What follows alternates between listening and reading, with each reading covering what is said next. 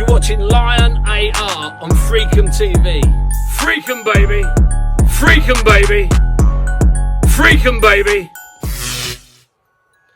Freakem.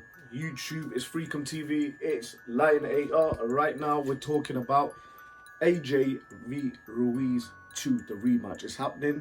It's happening almost intermediately in the next 24 hours from watching this.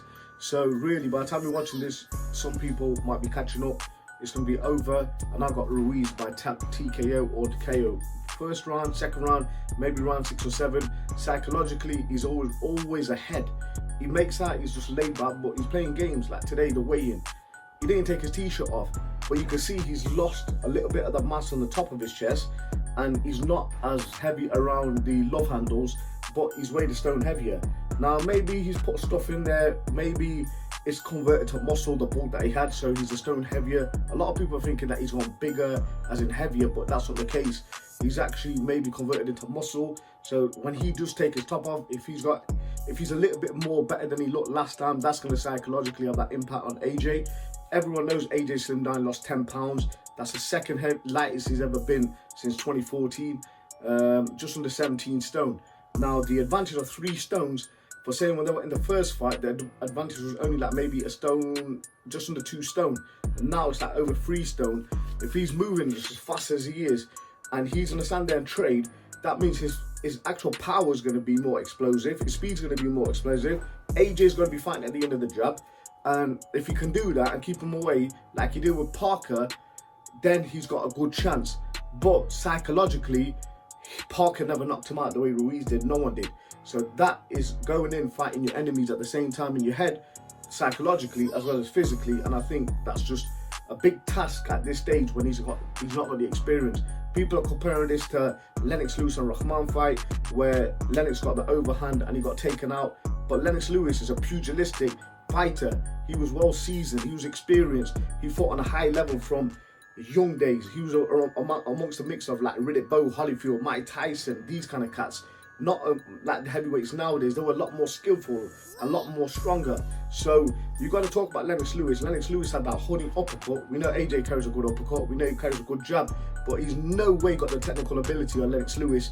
Even though, in my opinion, Lennox Lewis is one of the top 10 greats of all time. You know, and his record is one of the best. You know what I mean? So, to be fair, to be putting it paramount out there, I think AJ, if he psychologically can't live up to the expectation, he's losing the fight.